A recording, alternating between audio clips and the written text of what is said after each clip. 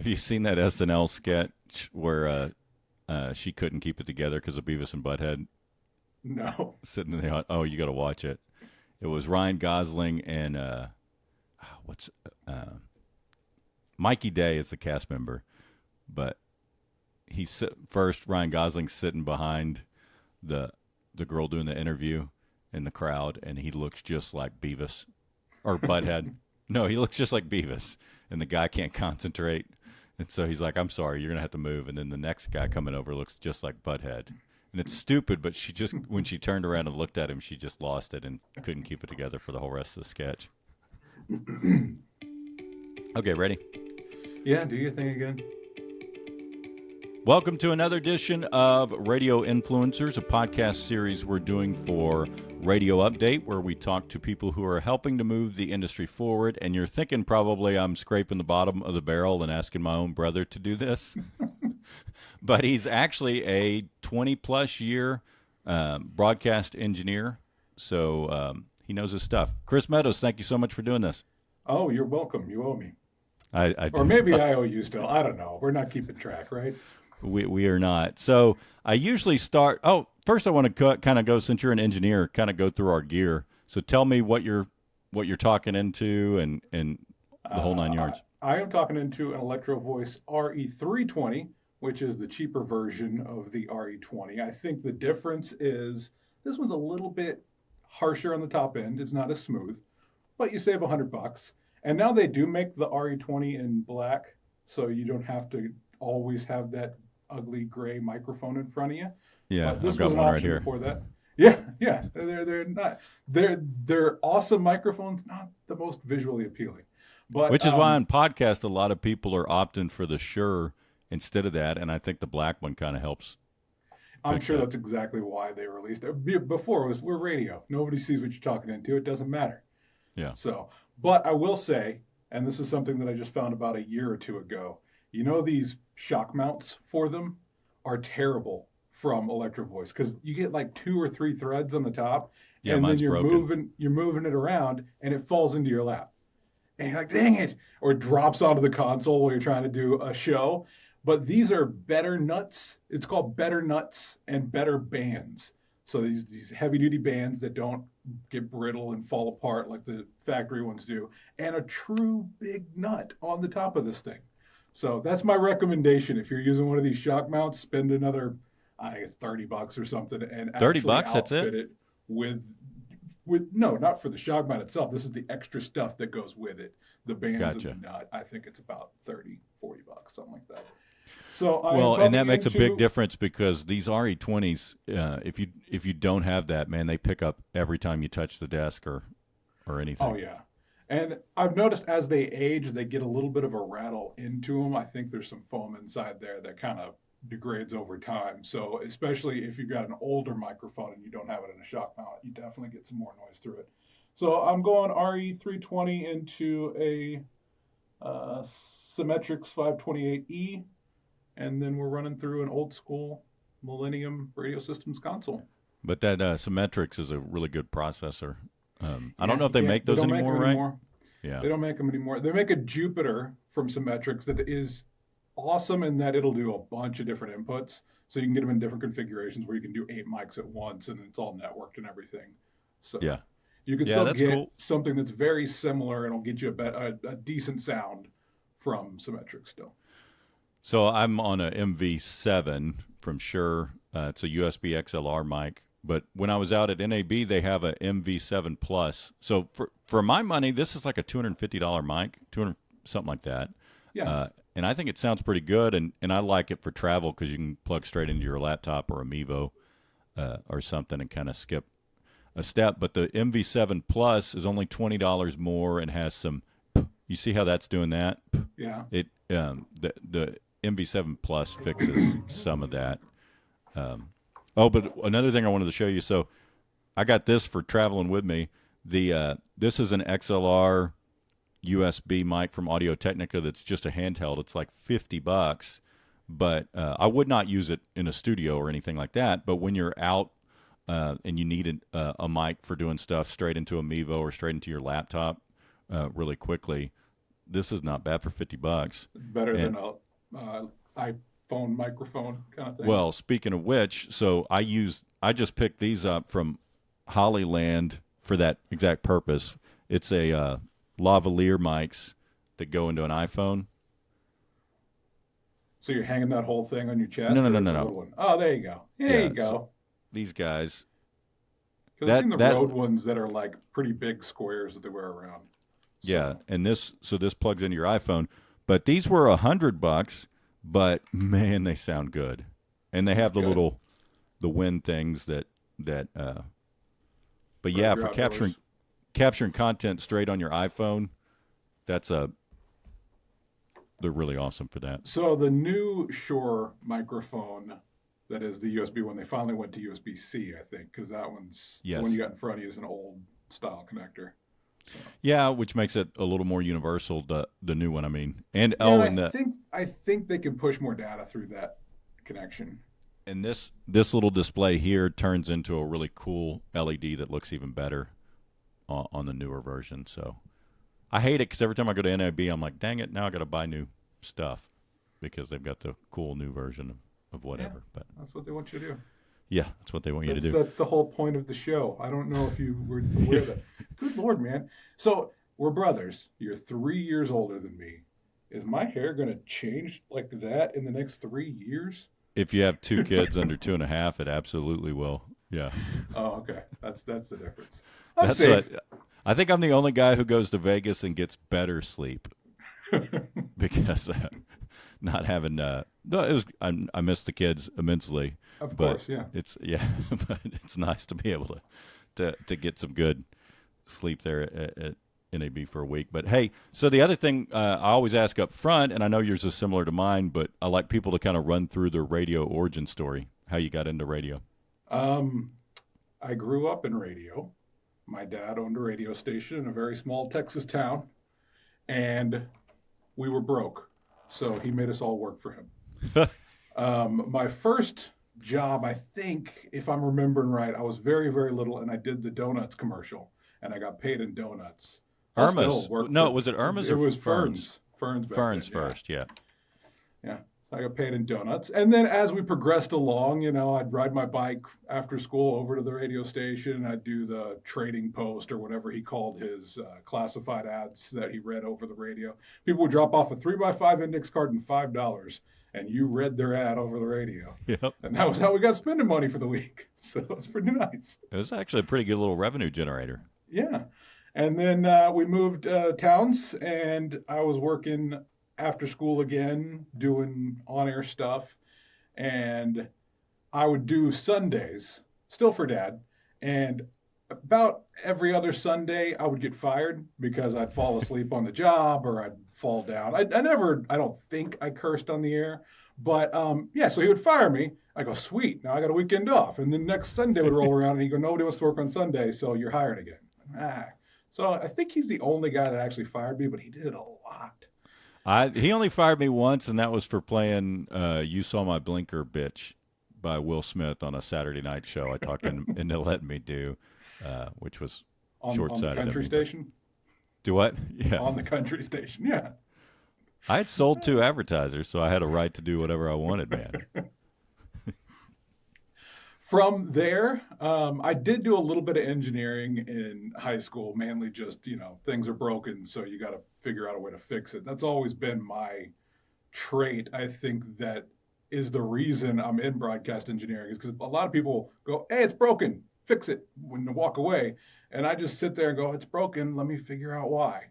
Google it, look, whatever. Just, you don't give up. You just keep going, and eventually you'll find a way, or you'll go, all right, this thing really is done. We got to get something else. Well, and I knew you had that in you because when we were little kids, I would get a remote control car, and I'd come in the room, and you'd taken it all apart, and I'm like, dude, what are you doing? You're like, I just want to see how it works. I'm like, why in the heck would you do that? It worked just fine.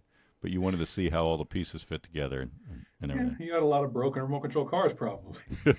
No, you always got it back together and had it fixed. Yeah, But I could not do that, so I knew I was not meant for that side of the radio.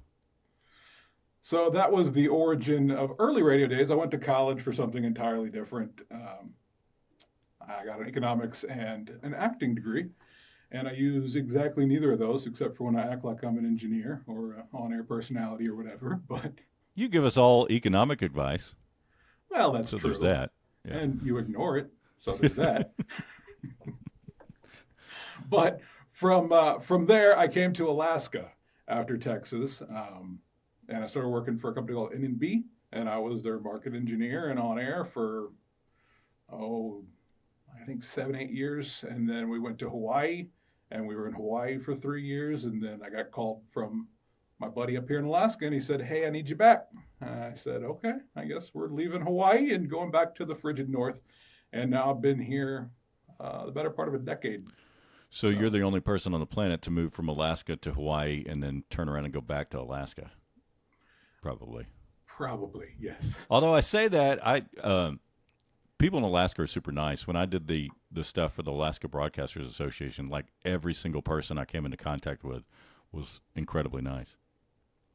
Yeah, they're definitely the people up here are happy that you're here. You know, they're always like, hey, they appreciate each other. Not that Hawaii was any different. There are some islands that I worked on that were a little bit more not glad to see me, I should say. But for the most part, everybody is welcoming there as well. Is it true So that Hawaii has locals only pricing?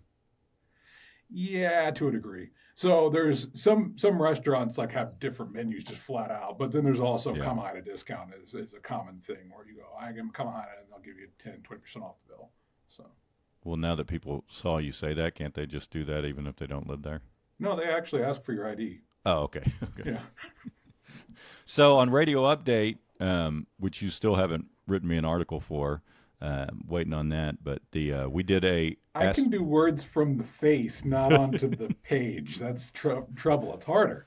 we did a Ask Me Anything, and it's been up for a little while, so we may have to do a second part to this because people can still go on there and you can ask a question to Chris, broadcast engineer. You can ask him by filling out the form. There's a speak pipe widget in there where you can just record it by audio, or you can send in a video asking your question, and we'll follow up. And he has agreed to answer literally anything that you That's ask. not true at all. I said a radio question I can maybe answer. No, I think I've got that verbally where I could prove it in court that you did agree to it. So these were a couple that were submitted already. This is from Mike in Florida. Strangest thing that's ever happened to you at a transmitter site? Strangest thing that's ever happened to me at a transmitter site. Um, I guess that getting stuck on one was probably the strangest. Yeah, they always gear things, whatever. But on Kauai, when we were down in Hawaii, we were doing a project where we were upgrading the antenna system and we were putting in a couple new transmitters. There was low power transmitters up on the, but this particular tower site could only be accessed by helicopter. And it was one of these like you bail out kind of things. But the guy would fly you up there and he would land on the ridge and his skis would be sticking over either side and you would bail out of either side of the helicopter and he'd take off. We always went up there with two guys because you're out in the middle of nowhere, something happens, you want to have somebody be able to. But the helicopter company that would give us rides up there was the island like tour helicopter group. And so Yeah. it's not like they'd wait around for you. They'd drop you off and they'd go, all right, call us when you want us to come get you. And then they would be going doing tours of the island. And then you'd call them and they go, all right, well, we'll finish this tour. We'll come up and get you. So you'd sit around and wait and then they'd show up and you get back on down. And that was the way that you got to that transmitter site.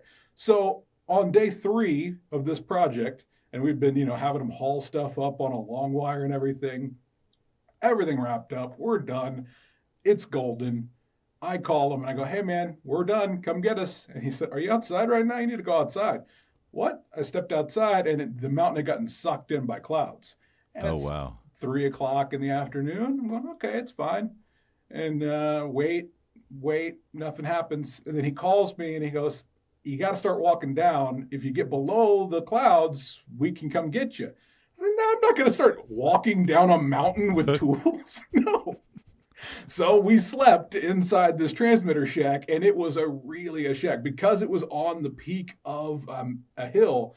It was triangular shaped, and there was racks and gear all in it. So, we're sleeping around things. But we Was it got you what and we could Rob? sleep. Yeah, it was me and Rob. Who's a big fella himself, so Yeah. that's a lot to cram into one little Yeah, so transmitter shack. we were cast away, and we didn't. The question was, we had water, maybe some Cliff Bars or something, but how long were we going to be on this mountain was the question. Because if the weather didn't change, we didn't know. I didn't know that there would be a hiking path or anything. I had no idea. The only way I'd ever gotten up there was with a helicopter, and not just, oh, go ahead and start walking down. We'll find you. Not a chance, man. Yeah. So how long were y'all actually up there? Just a night? Just one night, yeah. They were able to come get us the next day around lunchtime, and we Did devoured some burgers when we got back down. Yeah, I was gonna say you had to be hungry. The have you so you haven't seen a grizzly? I've never seen a grizzly. No, I have bumped into black bears. Yeah. One time I was leaving the transmitter site here in Alaska, and I went through the gate, and I was getting out of the car to lock it back up, and it's a big shared site, and I see these paw prints in the ground, and I think somebody's walking a big dog, and then I start counting the toes on him. Oh, that's a bear, and that's fresh prints. And I look up, and there he is, just sitting there. And I said, you know what? You're right. I don't need to shut this gate. Huh? I'm leaving. On. Well, I falsely used to think that I could stand a chance with a black bear, but absolutely not. I listened to an animal attack podcast, and black bears actually kill more people than grizzlies, I think. What? Well, What in what world did you can't even take a man? Why would you be able to take? I mean, a standard poodle could probably have you. I'm 6'5". It would look at me and probably think, "Oh, maybe that guy could hold his own." I would think, but no, they actually could murder the heck out of me because there was one that was less than 200 pounds that killed several people over the course of like 10 minutes one time. Well, the things in Alaska that can kill you, you can see coming. That's the difference between here and Texas. There's Texas. no snakes, no poisonous spiders here. So the things that can kill you, you can hear them. I'm not that you can do anything about it. The bear will kill you. The moose, if it wants to, will kill you. Yeah, But you can at least see it coming. It's not going to sneak up on you and bite you in the ankle. So yeah. there's that. That's what I don't like about the ocean is a lot of the things that can kill you can't see until the last minute. You know, count Yeah. me out. This one's from Carol in New Jersey. Biggest rookie mistake you've seen people make when they build their first radio studio? Biggest rookie mistake. I mean, the biggest rookie mistake is not planning, just going at it. Yeah. But beyond that, I would say overspending is a big mistake because you need to get it together and then figure out what you need. Just going into the beginning and getting everything top of the line and throwing it in, fantastic, I guess, if you've got a bunch of money, but a lot of the time there are options out there that'll work for you just as well. Or you're not going to use a piece of gear and you got it sitting there and you spent $5,000 on it and it's like, I needed to have this thing, but we're not actually going to use it. So start off small, start off budget, find out what whether or not your venture is going to be successful, and then from there upgrade and move on. And if you're never going to use a piece of gear, it's cool to have it, but you don't need it. So I'm not going to say who it was, but I worked with a guy that if he was trying to decide between two microphones or two mic processors or two consoles, he would buy them both and then return the other one. And that bit him so many times because you know how that is. It's like you have every intention of sending it back. So the station had all this excess gear. So when I got it there, I'm like, man, why do we have all this stuff laying around? Like, did y'all used to own a bunch of stations? No. He buys two of everything. And then That 30-day window, that's right. yeah. Yeah, so that's definitely a rookie mistake. Rodrigo in New Mexico, why is it so hard to find and hire a radio engineer in 2024? Ooh, there's a couple different things. One, there's not a whole lot of young radio engineers out there, so guys are retiring out of the field. There you see a lot of engineers who are going contract and just kind of retiring and doing some stuff on the side. But I would suspect that the biggest portion of that is the salaries in general for radio engineers have not kept up with other technical fields. So if you have Yeah. the skills, I mean, you think about what we work on a daily basis, a lot of it is IT. It's Sure. probably 75% at this point is IT, and then the other 25% is dealing with the RF and audio stuff. So if you've got the skills to be good at this job, you can pretty much go get one that's going to double your salary. Right. So I hate to say it, but that's part of the reason that we're losing engineers in this field is because if they're talented enough to be successful at this job, there's usually a better one out there for them.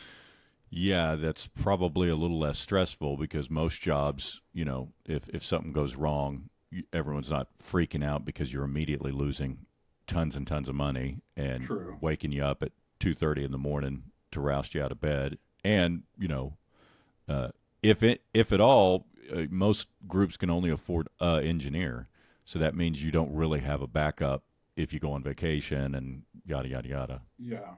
You know. So that's the hard truth on it is just they're going to have to match salaries, I would imagine, with some of these other technical jobs. Yeah, the two things I get asked for the most are from people is A, do you know any good salespeople I can hire, and B, do you know a radio engineer I can hire? And with the engineer, I just say get your checkbook out because they're not making any more of them, and especially folks like you that know the RF and the IT side. I mean, you have to. There's no way around it. You have to know both sides of it these days. Well, I've seen some groups default to just getting an RF, having a guy that knows the RF, and then a separate IT guy because not everybody can do both equally as well. Mhm. This one's from Andy in Texas. Is it true that you ratted out your older brother for throwing a party while your parents were in San Antonio for a weekend? No, I don't think that is true. Um, Oh, oh, that was Rob, wasn't it? no, no, it's not that. I think that my my brother that threw the party didn't clean up the party and assumed that his friends were going to clean up the party when we left. And they just left all of the beer cans and things strewn about the yard. So when the family came home together, Dad said, "What happened here?" Yeah, and I think I probably quickly tried to come up with some rational explanation for why it would have happened, The dog got into the and, neighbor's garbage and and threw it all over the and yard. fell very short. But my theory on it, and I usually work this out pretty well, that if you participate in the party, you participate in the cleanup for the party. But on that particular occasion, I don't think it panned out for me clearly. You said to one of your friends, "You're in charge of making sure this gets cleaned up," and he said, "Okay." That's what I learned. I outsourced it, and that's where I fell short. So this, So this is why you micromanage to this day, huh? I do not micromanage. I do have a tough time delegating. I admitted that to myself the other day when I was overdoing stuff, and I'm like, I need to get better That's at one of my challenges delegating. too. Is that when you can do something and you're trying to train somebody to do something, and then you're going, I can just do it. Yeah, It'd be faster for me to just do it. But it is important to make sure that you pass that along. yeah. I mean, it's a good trait as a manager to be able to do a little bit of everything, but that also easily makes you fall in that trap of, well, I can just do it. I could just do it. Next thing you know, Yeah. you're working 80 hours a week and wearing yourself out, and it's not good for anybody. You know. Um, So that's it. Hey, by the way, if anybody else has another question, we're going to leave that post up for a while because we can always do a part two. Uh, Another And thing you're we're going to doing ask on. radio questions or life questions, just whatever. I'll Hmm? do some economics questions. You want me to pick stocks? Tell you what crypto to buy? I'll give you what crypto to buy. None of them. Oh man, the guy that used to cut my hair in Fort Worth, he'd been trying to convince me. We moved from Fort Worth to Frisco like 2 years ago, but the entire time he cut my hair, he was trying to get me into crypto, and he had put He's one. a The millionaire guy, now. he do what? He's a millionaire now. Well, but when I was still living there, he was doing really well because so he owned this hair salon and he had worked his tail end off to make a whole lot of money over the years and sock a decent amount away, but he kept putting more and more of it into crypto, and I would go, dude, I get that you're making some money, but maybe diversify. And he's like, I'm diversified. I'm in Bitcoin. I'm in Dogecoin. I'm like, diversify outside of cryptocurrency. So I haven't talked to him in a while. I hope he's still doing okay. I would But yeah, imagine he at this put point, 100% of his life savings in it. depending on when he started into Bitcoin, if it was like 2010, he's probably driving a Lambo now. Yeah, he's probably owns multiple salons and isn't Yeah. personally cutting anybody's hair anymore. So maybe you should So have diversified, Andy. yeah, so on another thing we're doing on Radio Update is a ranked deal where we're ranking different equipment. Right now we've got one up asking people based on this criteria: price, performance, durability, and look. What's the best overall on-air studio mic? What do you think? Price, performance, durability, and look. Well, I mean, the gold standard is the RE20. And I would say the RE20 Black looks better. So that's gonna be my choice as the top mic is RE20. And that's what Right underneath 400 that, yeah, 400 ish. I think list is usually 499 on them. You can generally get a little bit of a deal on that. But and then the 320 is like $100 cheaper. And so in my list of studio on-air mics, I go RE20, Shure SM7B, and then 320. I I don't know anybody. I'm sure they're out there that like the RE27. It is pretty harsh. It's probably good as like an instrument mic, but for an on-air vocal mic, it's not very good. I've met one or two production guys that like it a little bit better. To me, I can't. My ears can't really tell the It just difference. it always seems a little harsh to me, like kind of crunchy a little bit. Like it. That's the thing about the 20 is just, it's always so smooth. So I used to be an RE20 guy, but I'm kind of going more towards the SM7B being my favorite. I know it's because it's a hair cheaper. I like the look of it, and to me, it sounds just a little bit warmer. Maybe maybe is the a right little term? bit more natural. Yeah, But I mean those are both durable microphones. You'll end up switching out your little cover windscreen on the Shure more often. You know, that's the thing with you buy a RE20 and you're not going to touch it again until it's dead. yeah, they do last a long as they're taken care of and they stay in the studio. So the main answers we've gotten are RE20, obviously. SM7B is the one, right? Yeah. SM7B. Another two behind that, we got Audio Technica 4040. People have thrown out, and then the expensive one, which I don't know if I've used that Audio Technica in a long time. Have you used that 4040? I am not, no. And then the Neumann TLM 103. But man, that's a $1,200 mic. I mean, I know it sounds great, but is it really worth putting a $1,200 mic in a radio studio? Right. I mean, if you're doing a home studio and you're doing a whole lot of vocal work, and that's what I say, start with the cheap one. And if you get to the point where you're super successful with what you're doing and you want to treat yourself to this expensive microphone, that's going to be worth it for you because it's getting you the sound you want. And that don't start with the most expensive microphone. Well, right. The best mic I've ever done voice work on is a Neumann that was about 15 grand, and then another one that was about 10. I mean, they're both sounded pretty dang good, but you've got to be doing a lot of, like you said, a lot of stuff to warrant that. That was in a Right. rented studio. I didn't buy it. Yeah, you were like in a vocal recording studio, probably. Yeah, so you singing can your hear. little songs. It's not like you're not getting bang for your buck. I think Neumann are the best mics on the planet for doing voice work and for doing radio. It's just the cost is so much. Right. The thing is like, what are you using it for? In most on-air studios, they double as a prod room. So, okay, you could justify it because you're doing some voice work there. But if you're just using that as your on-air mic, I mean, you're Stern. He's using Well, one. right, Stern uses that, but and you can clean up so much with processing now, and the mic processing has gotten so much less expensive. I think, as long as you're getting a $300, $400 mic from Shure or Electro Voice or something like that, you can make it sound pretty dang good. Yeah, you sound pretty good today. Shush. Uh, Shush. what do you think of that Rodecaster Pro 2 console? I've got It one of those. A lot of blows people my mind how does it. how good that little thing is. I got the Duo one that's just two inputs. Hmm. So I want to say it's 100 or maybe 150 cheaper than the four mic version. So if you, and it's a little smaller. So if you're using it mobily, it's good to go. But the amount of things that little $500 console can do, and we know why. I mean, the gear. I'm sitting in a studio that can do everything that can do. That's if off the top of my head, maybe 15 or $20,000 worth of gear sitting around me, and it's doing it with $500 worth I of know. your money. But not very many people are going to need. Comrex is only going to sell so many phone units.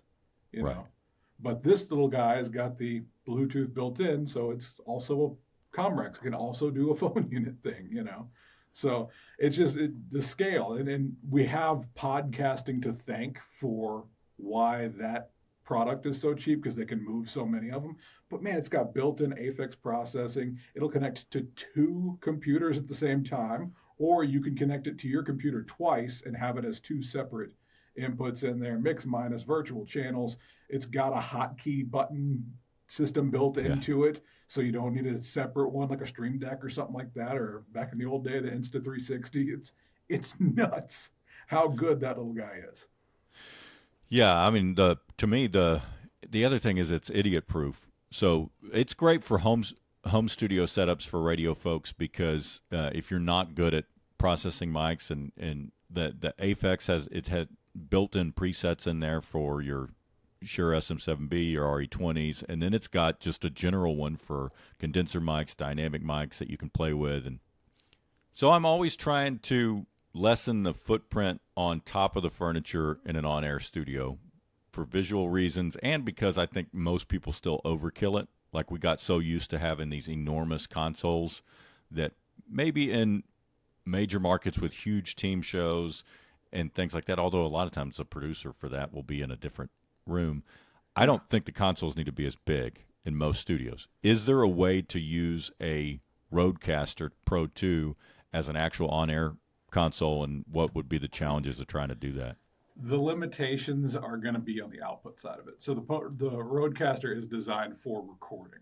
It'll Right. give you a line out, but it will only give you that one line out. And generally, when you're in a studio, you need at least, I would say, two minimum, and usually three. So you'd have, program, audition, and then mono or tel or whatever the third feed is, so that you can work with all the rest of your gear.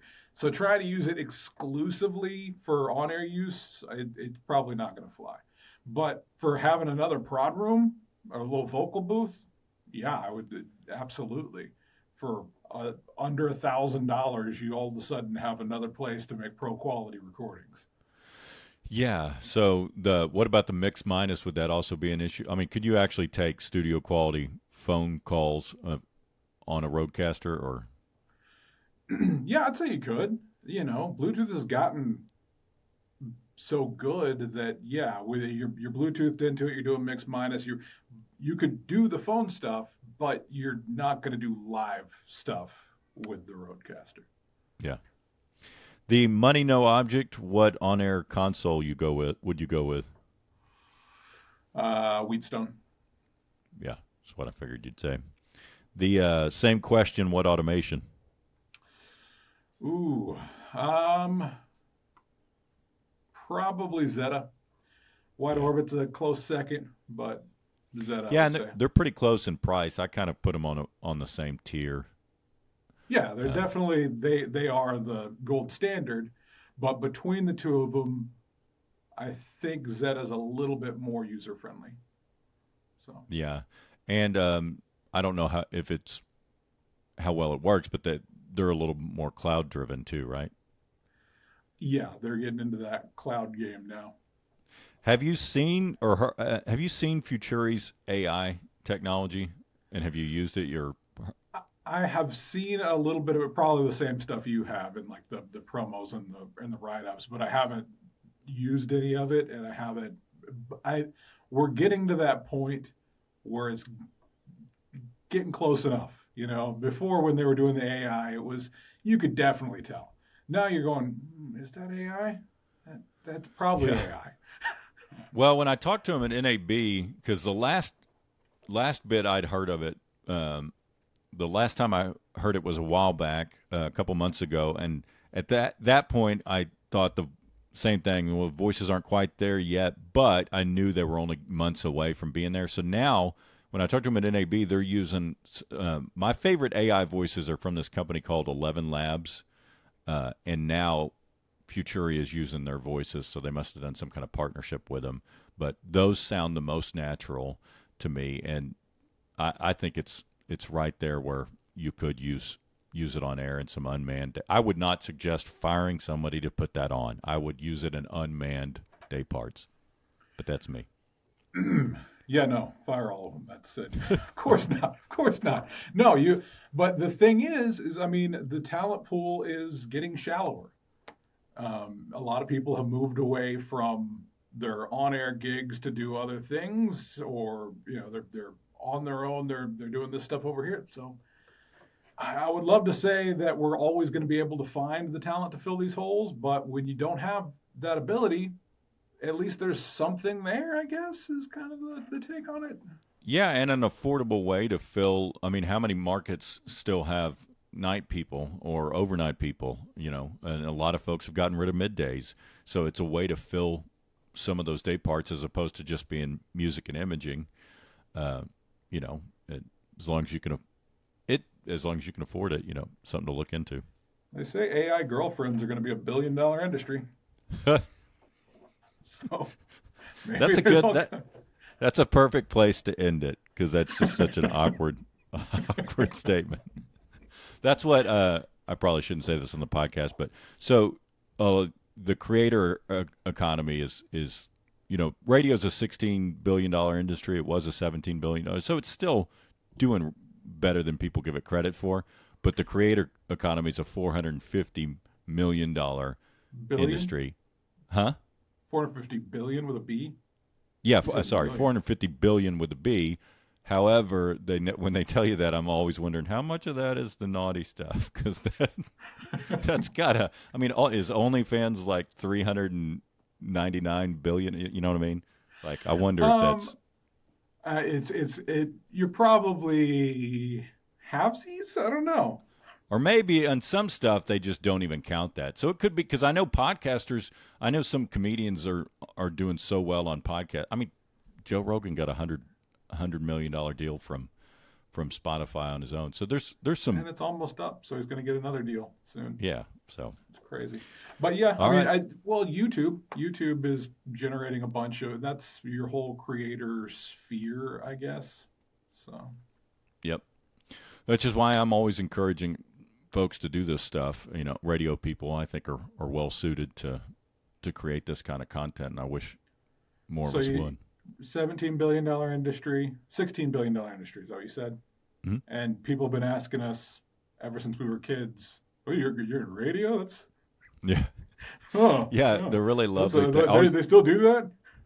Yeah, when you meet somebody new and they're like, "What do you do?" And I'm like, "I'm a radio consultant." They're like, "Radio's still around?" Or I thought radio was dead. It's like, did you hear me just say that that's what I do for a living? It's the kind of I feel What like do you Nate do for a living, Bargatze. jerk.